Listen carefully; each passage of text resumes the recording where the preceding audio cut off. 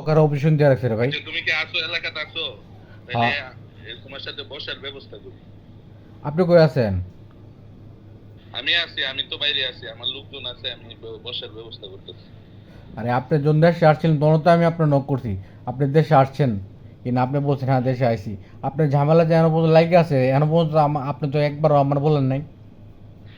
না তোমারে কি বলুম, তোমারে আমার ওয়াইফ বলছে এর ব্যাপারে কন্ট্রোল করতে পারে না।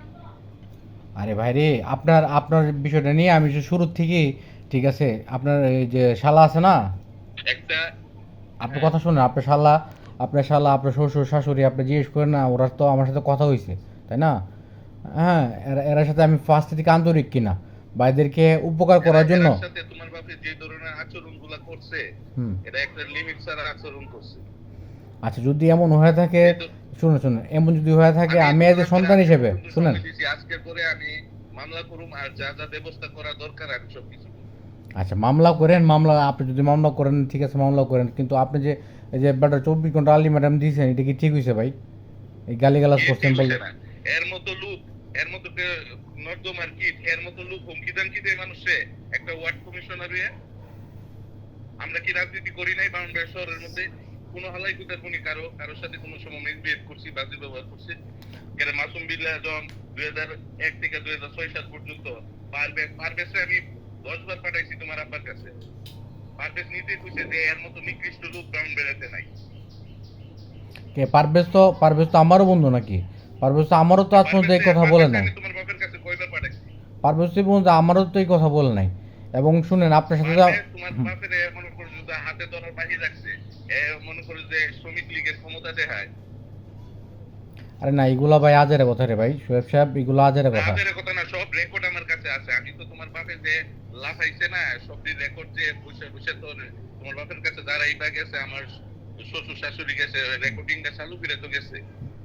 আচ্ছা যাই হোক, আর যদি এমন ধরনের কোনো কিছু হয়ে থাকে, সন্তান হিসেবে ভাই আমি আন্তরিকভাবে দুঃখিত, দুঃখ প্রকাশ তোমার করতেছি। আব্বা কয় যে আমি নির্বাচন করছি এত টাকা খরচ করে, আমার টাকাটি কই থেকে উঠবো রেকর্ডিং এ, যে আমার টাকা কই উঠবো, ইয়ানে তো 1 লক্ষ টাকা লইয়া হেরা আইছে, এতে আমার হইব ইয়ানে 1 শতক জায়গার হিসাব। জায়গা কি মনে করো যে ইয়াদা আইছে? হ্যাঁ, না, নিশ্চয়ই মনে কোনো না কোনো ঝামেলা আছে, সব কোনো না কি কোনো ঝামেলা? ঝামেলা আছে তোমার মনে বাপে হয়। টাকা কেমনি চা জায়গা যদি চায়? এ কমিশনার মতো লোক এত মনে কর যে মন্ত্রী মিনিস্টার হয়ে গেছে কেনা, বাংলাদেশের মন্ত্রী মিনিস্টারের অবস্থা কি হয়েছে তোমার বাপের তো ধারণা হওয়া উচিত ছিল। আচ্ছা, তো এমন এই যে কথাটা যদি চাইতেছে। টাকা চায় থাকে, এই কথাটা আপনি ফার্স্টে বলেন না কেন? আপনি আমারে, আপনি এতদিন বলতেছেন হ্যাঁ, কেন? এই কথাটা ফার্স্টে বলেন না কেন? এত বছর হইলো আপনি বলেন না কেন আমারে একবার? আমার শাশুড়ি যে তোমার বাপের কাছে 1 লাখ টাকা লয়ে গিয়েছে, এটা তুমি জানো? না না না, একবারও তো আমার কেউ বলেন না এই কথা। না আপনার শাশুড়ি বলছেন, না আপনার শ্বশুর বলছে, না আপনার শালা বলছে, কেউ তো বলেন না। আপনি বলছেন, কেউ তো বলেন না ভাই। যদি এরকম বিষয় এখন হইতো তুমি তাহলে তো তো আমি চাইতে নিজে, আমার আমি 50,000 নিজে টাকা দেন, আমি শুনুন সমাধান শুনুন, করে দিতেছি।